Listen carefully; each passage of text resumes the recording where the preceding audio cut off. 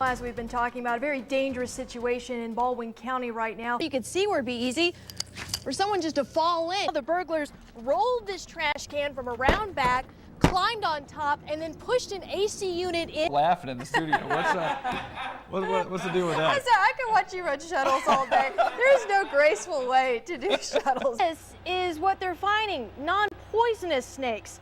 This is a small little king snake. Before they can drive a patrol car, they've got to push one 15 feet. All right, back to breaking news. We are following tonight.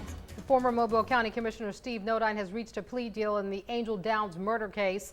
Local 15's Andrea Ramey spoke exclusively with Nodine just moments ago. We go back to her live in Bay Minette. Andrea, what did Nodine have to say? Kim, Nodine obviously did not want to go through with a murder trial in Dothan. Local 15's Andrea Ramey got the exclusive interview with Jockish today. First of all, let me tell you this. I'm impotent. I can't have sex. It doesn't get much more frank than that. Freeman, what do you have to say about these charges against you? Moments after leaving Metro Jail, the former county commissioner defended the sex charges against him. I showed up there, but I was going over there to tell that girl to get off of Craigslist. She was 15 years old. I don't even know the girl. I never met her. Investigators say that you initiated the topic of sex, that you went there for the purposes of having sex. No, I sure didn't. I don't do that. So you never exchanged sexual emails? No. What were the topic of the email? The only thing that I ever said to her, I said, you know, I would like to make love. You know what I'm talking about? But I do that to make her tell me what she wants. And then for them to say that I went out there to entice. First of all, let me tell you this. I'm impotent. I can't have sex. So why would I go out there and do that? You tell me that. Well, you did say that you wanted to make love in the email. Well, that was for her to tell me what she wanted. Just like that other woman, I said, you know, I would love to make love to you if you are real. And then they'll come back and tell you what they want. So you did say that you wanted to make love if you're real to a 15-year-old. No. Freeman Jockish went on to tell us that for years he's been making contact with women through Craigslist. He says he does it not to have sex, but to help them.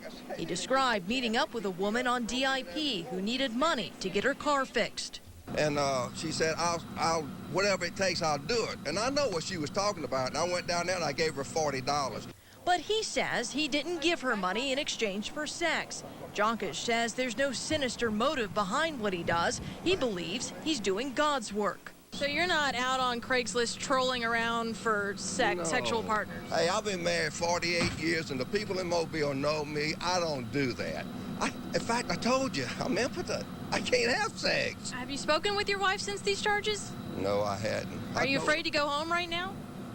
Is she here? Did your wife know that you were communicating with women on Craigslist, even if you're just trying to help? I mean, did she know that you were having these interactions? No, she didn't know that. When she found out, she told me she's going to divorce me. And I told her, I said, sugar, I'm just trying to help these people. Where do you go from here? I mean... My life's ruined. I mean, what can I do? I mean, everybody's going to think that I'm a pervert. I mean, it kills me to even think about that.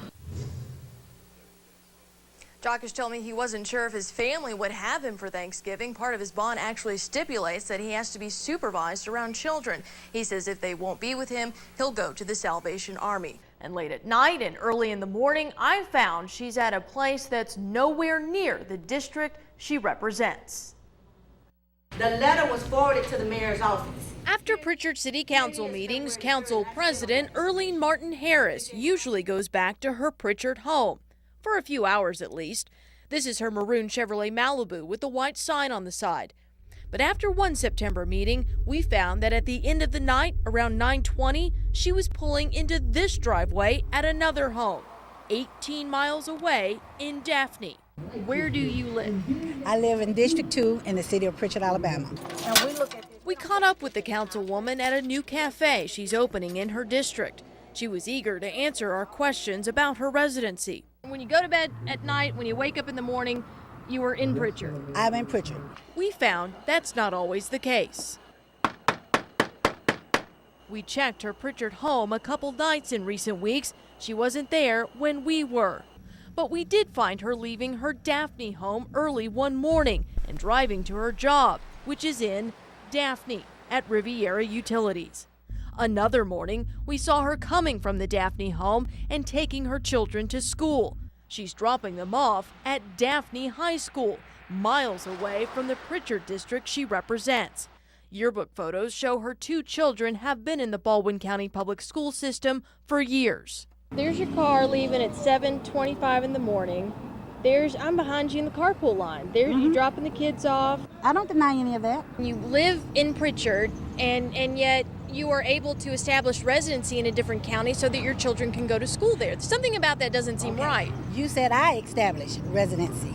I did not establish residency. I never, ever moved my residency out of Pritchard. Martin Harris says her husband established residency in Daphne. Property records show the couple owns 5 parcels of land there. On one of those parcels, Martin Harris and her husband built a $179,000 home, according to mortgage records. A source close to the family says that ever since this house has been built, this is where Martin Harris is spending the night. Martin Harris even admits this is where her husband and her children live, but she claims she doesn't live here. She only visits.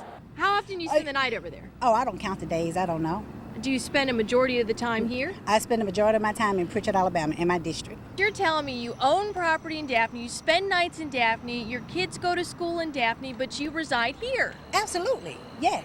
That's exactly what I'm saying. Because how is that possible? It's not where my children reside. The law doesn't say that my children have to reside in the district in which they represent.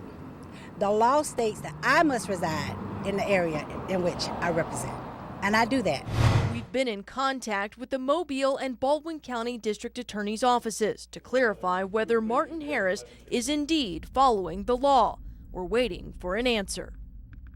We're going to stay on top of this story. We'll keep you posted on any new developments. By the way, Martin Harris makes $7,500 a year as a council member. We wanted to know if companies you trust with your personal information are keeping it secure. To find out, I went dumpster diving at a dozen of our local title loan and cash advance businesses and found some of your information was literally treated as trash.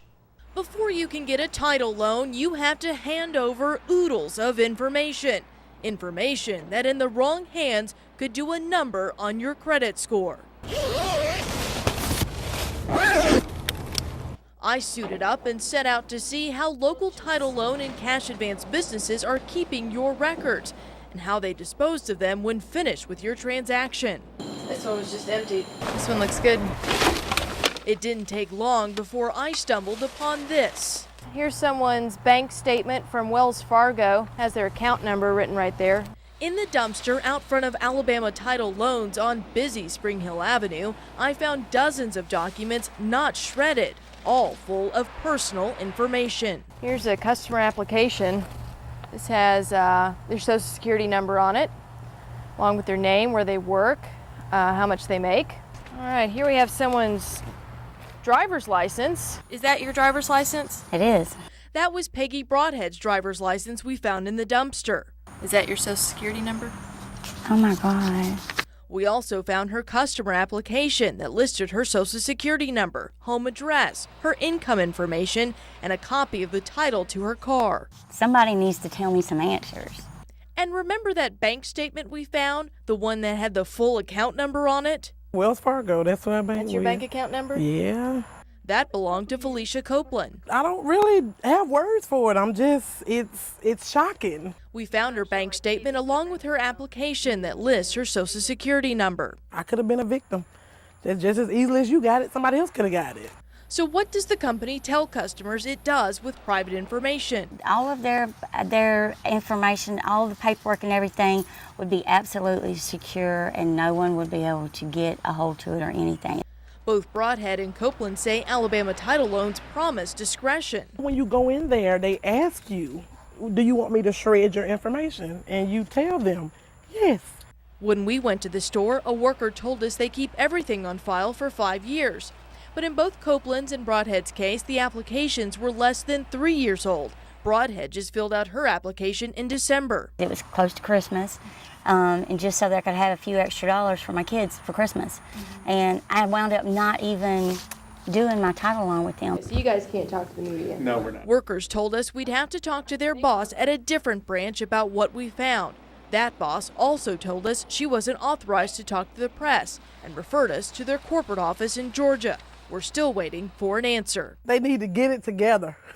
They need to get it together and take better measures of protecting people's personal information. They should be shut down because it's not fair and it's not right. It's not right at all. And there's got to be laws against them being able to do that. They shouldn't be able to do that. Turns out the state doesn't even require title loan companies to shred documents. The bank department told me it can take administrative action against a company for being reckless. That action can include revoking the company's license.